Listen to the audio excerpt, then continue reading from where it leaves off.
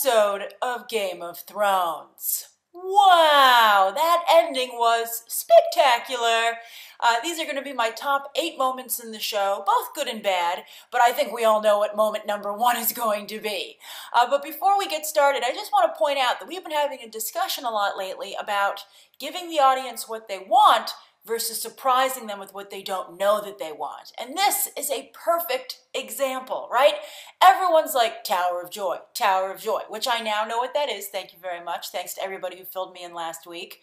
But that was the battle chant going into this week's episode.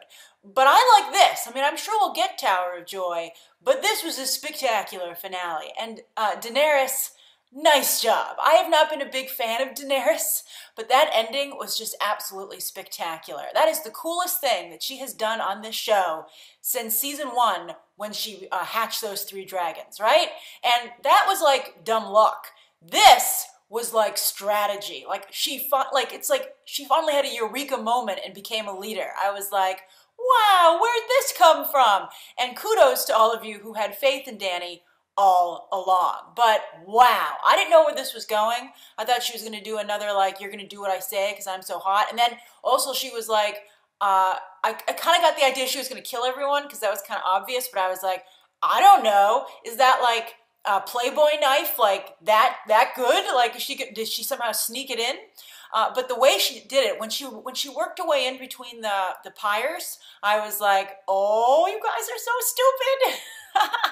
And then the way she pushed them over and like, it was such a fantastic, just so good. Like, it was visually amazing. And like, if you're going to get people like the Dothraki to follow you and like think you're amazing, and also it worked last time, right? When she came out of the fire. So she's like, can I up that? Can I plus what I did last time? I don't have the dragons, but what if I kill all the leaders, right? That was amazing. And not only that, but I have to hand it to her. So her entrance was spectacular out of that burning house, right? Or, the Dothraki House of Wisdom, right? Which we use loosely. But anyway, I thought that, at the end of the day, no matter what my criticisms of Daenerys have been, she now controls Meereen and now the Dothraki. That is an amazing legion of troops, right? 2, also, with Grey Worm and his followers, I think the Unsullied, right? I don't know everything. I did a lot of the research today, so I make sure I have everyone's name instead of the way I usually reference them. But anyway, I feel like those are not only like a number of troops, but it's like a really badass large number of troops. So now she's got Tyrion as an advisor. It was really good. So I love that. That's why that last scene, my top moment, is why people watch Game of Thrones. All right? Okay, so anyway, speaking of heat, oh my God. When Tormund looked at Brienne, Gwendolyn Christie's character, when she came through to Castle Black at the beginning, I was like, please be letting him look at Brienne. Please let that look be for her. I was like, no, Grace, like if I was like Brienne's best friend, I'd be like, I think he likes you, but he might have been looking at Sansa, but let's keep an eye out. And sure enough, at the dinner table, he was like, wow, that's like my new favorite Game of Thrones couple. And I don't know how I didn't see it coming, but it's brilliant, right? I just absolutely adore it. And I hope that is not just like a little joke for this episode, but it actually goes somewhere. It made me so happy. All right. Like, I couldn't think of a better match, right? Like, that is just like Game of Thrones matchmaking.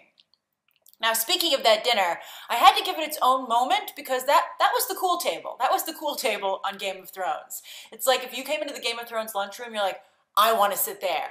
I mean, it was Jon Snow, Sansa, Brienne, Podrick, Tormund, and then Jon Snow's BFF. I'm sorry, I didn't bother to learn his name. But anyway, I thought that was like a really nice table. I was like, this table is amazing. Although, to be fair, I don't think anyone else is sitting at that table because everybody else hates them. But everyone who watches the show loves them. That table was amazing. I wanted to pull up a seat. So, loved it. All right, next. It is so good to have Brienne back. And not only having her back, but she has like new renewed self-confidence because she has someone to pledge her oath to, right? Like, apparently a king or queenless Brienne is like a Brienne without a path. But now that she has Sansa and is fighting for her, I was so impressed with how she walked up to Davos and Melisandre and was like, "Oh, don't think I forgot about what happened to my old guy that I swore my allegiance to, right? Yeah, I remember, and it was you two, right? I mean, that was fantastic. The scene was so good. Gwendolyn Christie played it so well. Like, all of you who were like, why is she in Star Force: The Force Awakens? Now you know. And now you know why people who are fans of her on the show were like, yeah, why did you waste her in Star Wars: The Force Awakens, right? Like, Gwendolyn Christie wouldn't just put down the shields. I mean, that was just fantastic. Also, she used her height so spectacularly there. It was just a fantastic scene. Wow, so good. Now, this wasn't like my favorite moment, and if we were going like honestly about how I felt about the show, this wouldn't be so high, but I have to respect the reunion of Jon Snow and Sansa Stark. I'm sure many of you felt that should have been like moment number 2, but I geeked out about the Tormund Brienne situation. But anyway, and I'm just such a big fan of Bran, even though I cannot pronounce her name. So anyway, I really, really thought it was nice to see them come together. It was a nice way to open the show, and I also think it was a clear like indication to us that the show's gonna like start making some progress, right? It's like, okay, you've waited long enough. Let's start bringing some Starks together, and I'm like, yes, excellent. So I really appreciated that as well. They didn't do too much with the reunion though, and also they off camera he apparently told Sansa that he was brought back from the dead, and she was like really chill with it. I guess she's like, I saw some horrible stuff over at like Ramsay's, so that doesn't faze me. But I don't know. Even after all that, I think being brought back from the dead and still having your stab wounds, it warranted a little conversation. And then, they had that thing about like, okay, let's, we got to go back and claim the North. And, and Jon Snow, typically it was like, I don't want to feel like it. It's like Jon Snow never met a battle he wanted to participate in willingly, or at least not begrudgingly.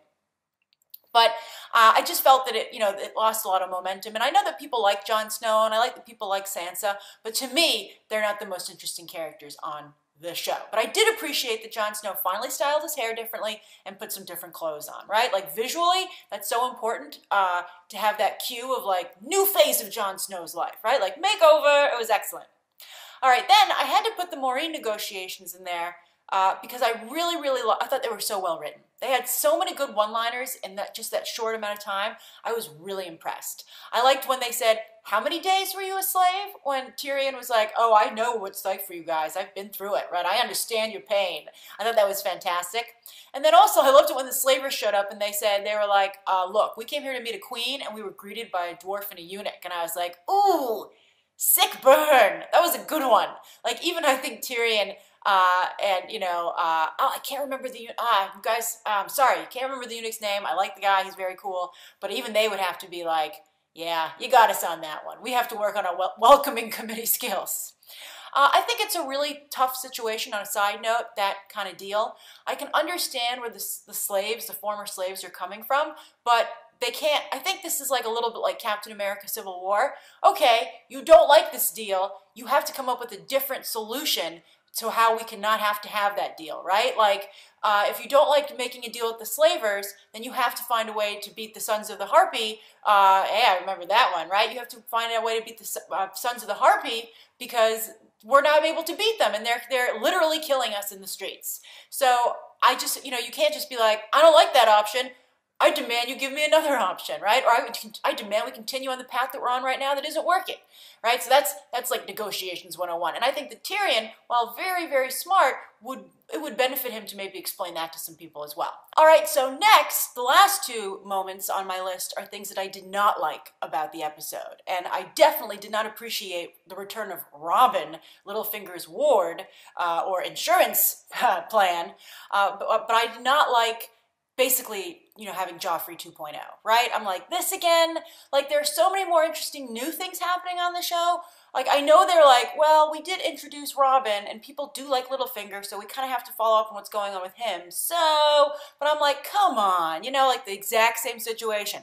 Littlefinger's just Cersei of the Vale, right? It was ridiculous. I didn't like it. I thought it was too obvious, and like, again, that's like screen time that could have gone to something that was much better.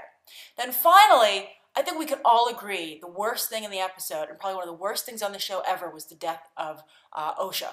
That was so sad, and that she felt that maybe she could, get away with it. Although we all know Ramsay Bolton very well, and I didn't think for a second she was going to get away with it. Maybe for like a split second because I like the character so much, but I was like, yeah, he didn't just put a knife on the table so you could kill him, right? I mean, come on, right? And also he was unusually restrained in that scene. Like something seemed to be very genuinely wrong, right? Because of what we know of that character. But I have to say, I don't know if I disliked that they did it. Because here's the thing. It was just so sad to see her bleed out on the floor like that, being such a wonderful character who'd done so many good things and had helped the Starks, even after she was no longer, forced to do so. I mean, she was just such a wonderful character. But the reason that I'm maybe not totally against it is that that's like a situation that happens to women in real life, especially in this kind of an environment, in this kind of an age, right? I mean, it's the same thing that Daenerys is dealing with the Dothraki and how they had that really vulgar discussion about what to do with her after they were upset with her, right? It's like, yeah, that sucks, but it's also kind of like what happens. So I thought that it was like a really good example of like sometimes you get into a situation where you're out of time. It's just you've reached the end of the path. And I think that, it made it so tragic because Osha fought for so long and survived much longer than probably anyone thought that she would. So it was so sad. It was like seeing an animal caught like in a trap, and knowing that it's just not going to get out. And but I think that stuff actually happens. Someone should tell that story to Tyrion with his 7 years of slavery still to go, right? With the slavers, right? It'd be like, hey, you like stories, you like little colorful anecdotes. Let me tell you one about Osha and the time she met Ramsay Bolton. So I was so sad about that, but I kind of applaud the show to some degree for having a meaningless death, right? Because she couldn't protect Rickon. And we'll see what happens to him. I hope Jon and Snow and Sansa get there soon. But I think it was very powerful. I can't say good stuff because it was so sad, but it was very powerful. All right, those are my top 8 moments of the latest episode of Game of Thrones. Be sure to share your top moments down below, what you thought of my choices, and then, of course, what your hopes are for next week. Oh, yes, and on that note, did you like being surprised, or do you want what you want? All right, thanks for watching with me, and you can check out some more episodes right now.